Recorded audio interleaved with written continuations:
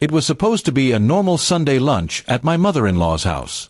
My wife, Emily, had been chatting with her mom all week about how excited she was to see everyone. I thought it was going to be a relaxing afternoon, good food, family stories, and maybe a nap afterward. But the second we walked into that dining room, I knew something was off. Sitting there at the table, grinning like he belonged, was Ryan, Emily's ex-boyfriend. My heart didn't race, and I didn't feel anger right away.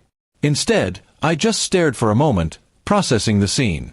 Emily's mother smiled like nothing was wrong and said, "Oh, I hope you don't mind, dear, I invited Ryan. It's been so long since he's seen Emily." My wife froze, her fork halfway to her mouth, and gave me a nervous glance. I forced a smile and nodded politely, but inside, questions were already forming. Throughout the meal, I noticed little things. Ryan would laugh at Emily's jokes a bit too loudly, his hand would graze hers when passing dishes, and she would blush and look away. I told myself not to overreact. Maybe it was just awkwardness from their past. But when I excused myself to get another drink, I overheard them in the kitchen whispering, their voices low but intimate.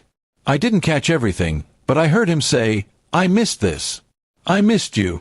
I returned to the table, my smile still plastered on my face. Emily avoided eye contact, and Ryan acted like nothing had happened. My mother-in-law, meanwhile, seemed to be enjoying the show, as if she had orchestrated the whole thing. That was when the first spark of suspicion started to turn into fire. I wasn't just dealing with an awkward lunch, something deeper was going on. Halfway through dessert, Emily excused herself to check on the coffee.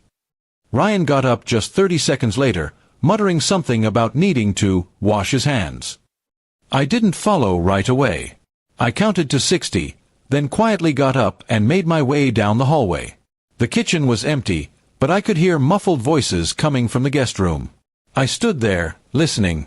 Ryan's voice was low, and Emily's tone was softer than I'd heard all day. Then came the sound I didn't want to believe, a quiet, unmistakable kiss. My heart sank, but my mind stayed strangely calm. That was my moment of clarity. I had been disrespected in my own family, in the middle of a gathering, and I wasn't going to make a scene. I was going to make a statement.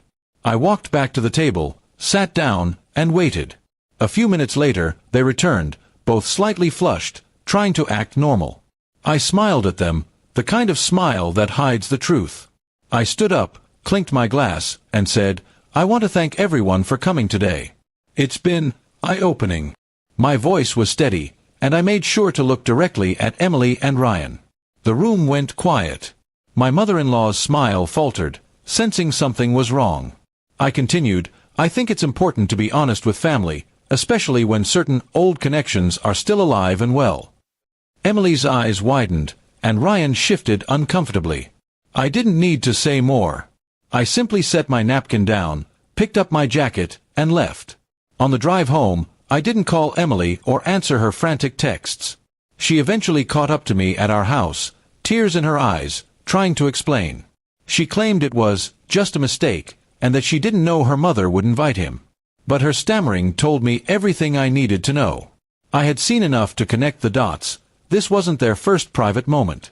The days that followed were cold and quiet. I moved into the guest room and started gathering evidence. Messages, calls, little details she thought I wouldn't notice. The more I looked, the more I found. Late-night texts from Ryan, deleted call logs, and even receipts from a hotel 2 weeks ago when she claimed she was working late. When I confronted her again, I didn't yell. I laid everything out in front of her, proof that her affair had been going on for months. She crumbled, apologizing, begging me to forgive her. But the betrayal was too deep, and the fact that it happened right in front of me, at a family lunch, made it worse. I filed for divorce that week.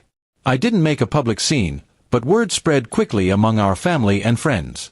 People started asking Emily uncomfortable questions, and even her mother stopped calling me after a while. I stayed polite but distant, letting her deal with the fallout she had created.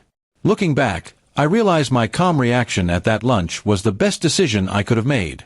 Explosions fade, but a quiet exit leaves a longer shadow. Emily and Ryan ended up together for a short time after the divorce, but it didn't last.